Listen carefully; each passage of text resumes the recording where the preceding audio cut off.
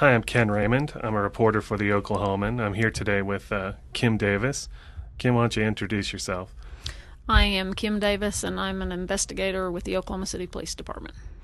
And we're here today to talk about one of your cases in particular. This is one from May 20th, 2004, I believe. That's correct.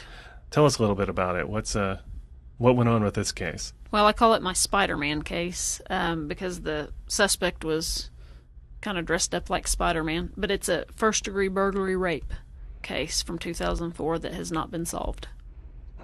That's got to really bother you, having a case stick around that long.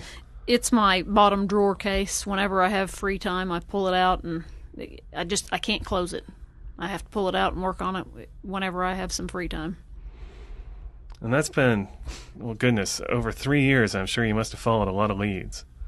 Right now, I'm kind of at a dead end. I've followed up on every lead that I have, so kind of doing this to maybe somebody will hear and have an idea and give me some more leads to follow on. Okay, so tell me what happened on May 20th. Well, the victim fell asleep on her couch, and she left her front door unlocked.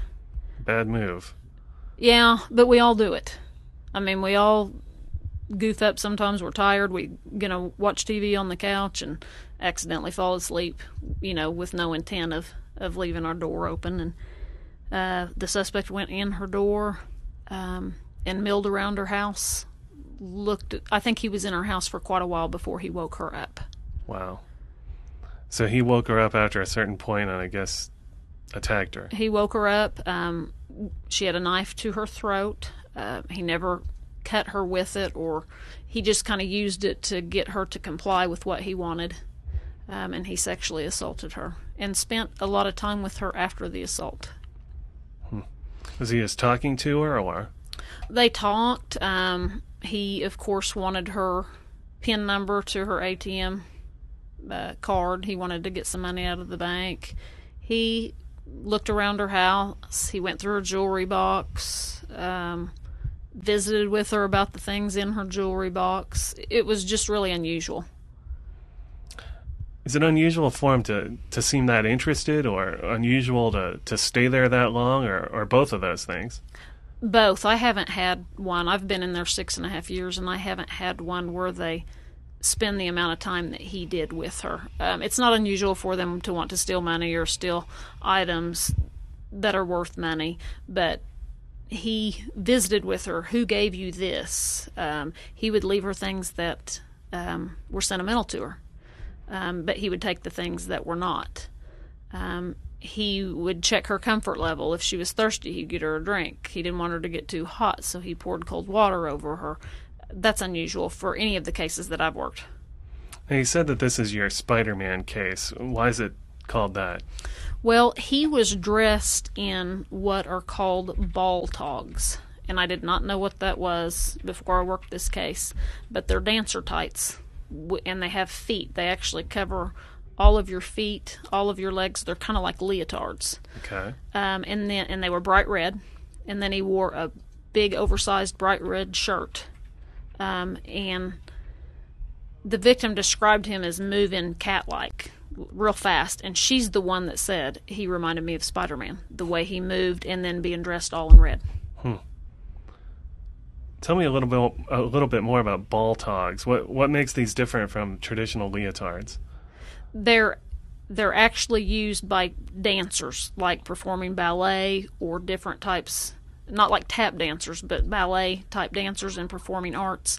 They're skin tight, like you see in ballets. The men wear them, right? And then they go down and they cover over their feet, so you can't see the skin on their feet. Now you can get ball togs that don't cover your feet, but the ones that he had on covered his feet. All of his skin was covered. He wore the shirt, the ball togs, gloves, and a bandana over his face. Yeah, I could see how that might make someone think of Spider-Man. Yeah, it was that, and she said the way he was so quick when he moved. She said it was really fast, small and agile. Now, you've looked at any number of people, I would imagine, over the past 3 years as possible suspects in this. Yes. Did you look at a lot of dancers, maybe? People who might have these? I did. There is a possibility that they're her ball dogs because he went through her house prior to waking her up. He could have actually put hers on. Did she have some? She had some, yes. They could be his that he brought with him. We don't know. And she doesn't know.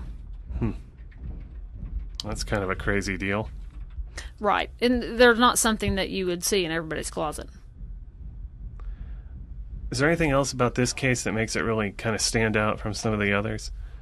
Like I said, the way that he was concerned or acted like, seemed like he was concerned with her welfare, making sure she had something to drink, making sure she didn't get too hot.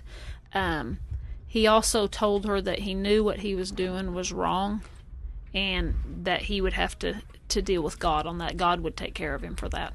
And I haven't had a suspect tell a victim, that he's going to have to answer to God for his actions later. So does that maybe make you think that he's a religious fellow, or? It's possible. It's possible. He's got to have some sort of belief, or I don't think he'd make that statement. Why is it so important to you to close this particular case? I really have a passion for the first-degree burglary rapes that we work. We don't get a lot of them. We do get some every year, but it's not a real common occurrence, thank goodness. But I just feel like if you're not safe in your own home, you're not safe anywhere. You can't feel safe anywhere. I mean, that's the place you want to go if you're upset, if you're in a bad mood. Everybody, you want to go home and be safe.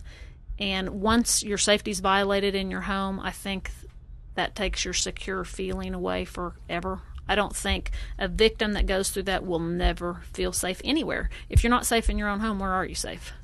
And that takes that, even if you move away, if you get a new home, you'll never have that feeling of safety again. And that's, besides that she was sexually assaulted, that safety issue is always gone from her. And she'll never have that feeling again. And this guy needs to go to jail. And I think it's interesting that, from what I understand, you don't really talk much with the rape victim anymore. Right. But it doesn't really matter to you whether she's cooperating or not. You want to find justice for her. Right. You don't, after you do your initial interviews and everything, you get all your questions answered and everything by the victim, there's really no sense in her to call me. There's no sense in me calling her saying, well, I struck out on this lead, or I'm sorry. And we don't talk about the investigation with our victims. We don't tell them if we have leads. We don't tell them if we've taken DNA samples from potential suspects. We just don't do it that way. Because we don't want to, if we catch the guy, we just don't want to hinder our case in any way or mess up something that's going to come out in court that we shouldn't have done. So the only contact we have with the victim is just for her to answer some questions, or if she had a thought or an idea. But once that's done, the contact kind of goes away until we've made an arrest and we say, hey, here's the deal.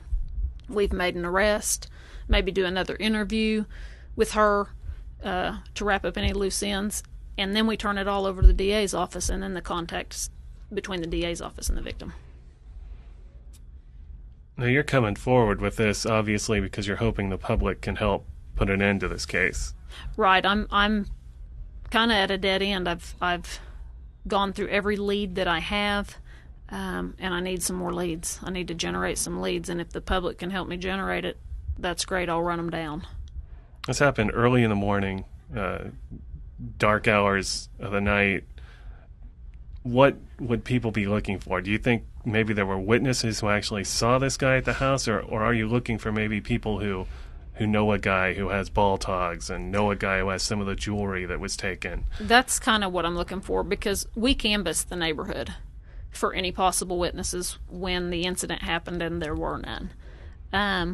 But I'm hoping maybe somebody went to move and somebody helped this person move and thought, what are these dancer tights doing in his drawer? Or what are these? Or maybe the guy lives in the area, or he's never moved, but somebody went through his closet and saw that he's got these Spider-Man dancer tights in his closet, and I wonder what that is.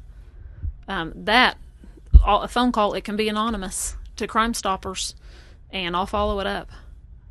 So I'm at that point where I need some help. So I guess then if anybody out there has anything, they should just go ahead and call the Crime Stoppers number. That's 235-7300. Should they also call your unit? They can. They can call the sex crimes unit. They can ask for Kim Davis. If I'm there, great. If I'm not, leave a voicemail. If you want to leave your name, I'll call you back. If you don't want to leave your name, leave me enough information that I can follow up. And it's no problem remaining anonymous. And what number is that? The sex crimes unit is 297-1133. Okay. Well, Kim, thanks very much. Thank you for your help.